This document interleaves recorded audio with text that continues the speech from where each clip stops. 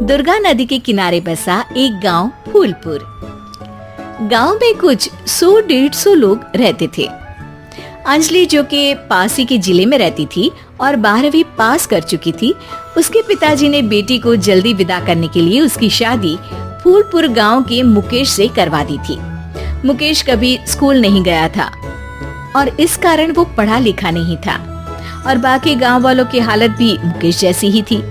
मुकेश के घर में उसके माता पिता भी रहते थे। सासू माँ, मैं बाहर मंदिर तक जा रही हूँ, आधे घंटे में आ जाऊंगी।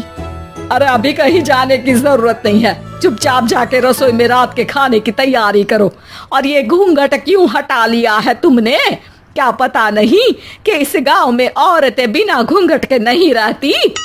रात में अंजलि छत पर जाकर अपनी मम्मी से बात कर रही होती है।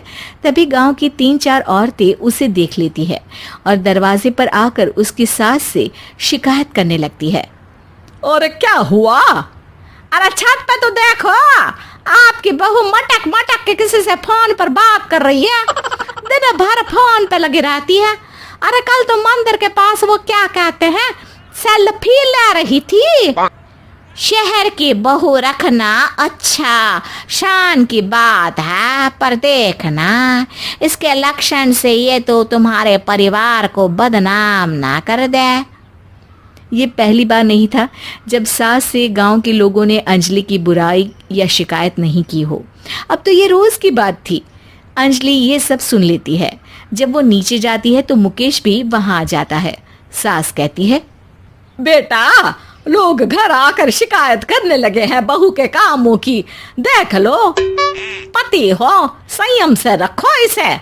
माँ जी, मैं तो अपनी माँ से बात कर रही थी क्योंकि यहाँ कोई बात करने लायक ही नहीं है और अब मैं माँ के पास ही रहूंगी।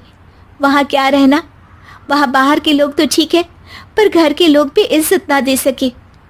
अरे नहीं नहीं अंजलि, ऐसा नहीं है, धीरे धीरे सब ठीक हो जाएगा, तुम फिक्र ना करो।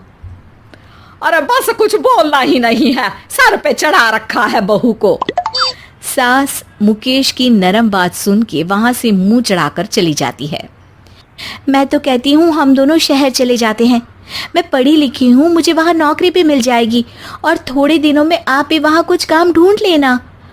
अरे नहीं नहीं अंजलि, हम यहाँ ना गांव का खेत, माँ पिताजी को छोड़कर शहर नहीं जा सकते। माँ पिताजी को कैसा लगेगा और गांव वाले क्या सोचेंगे?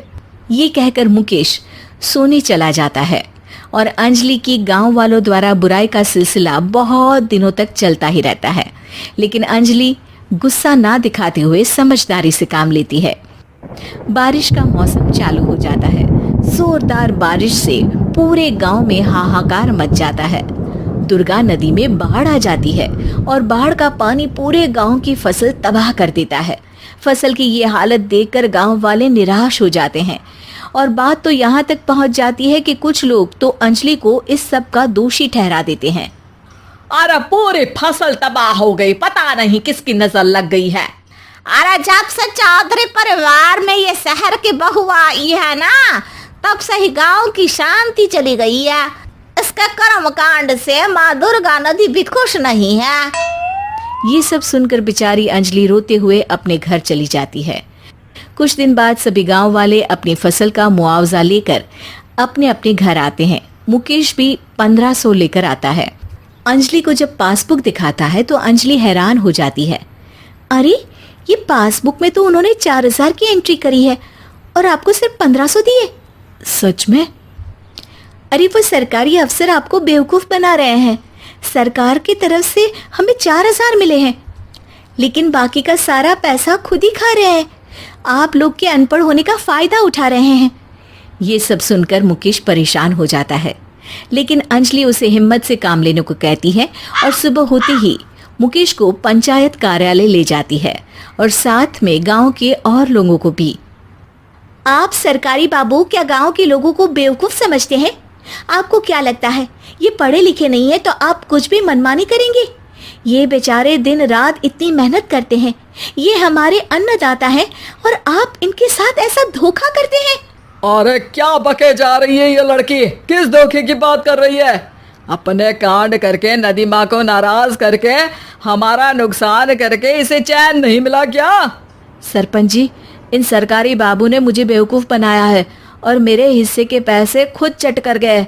बस ये सुनते ही सरपंच वहां से दुम दबाकर भाग जाता है।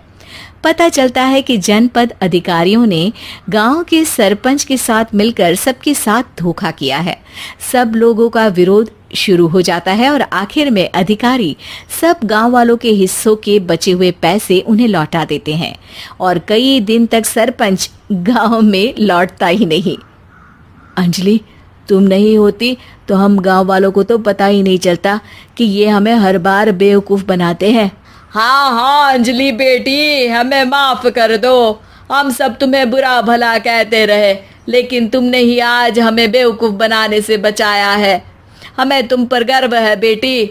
अब समझ आया कि सरपंच तुमसे नहीं, तुम्हारे पढ़े लिखे होने से नफरत करता था। क्यों ना इस बार हम अंजलि को ही सरपंच पद के लिए चुन ले?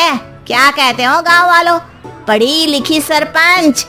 बस पूरा गांव अंजलि के लिए ताली बजाता है और अंजलि की सास उसे खुशी से गले लगा लेती है।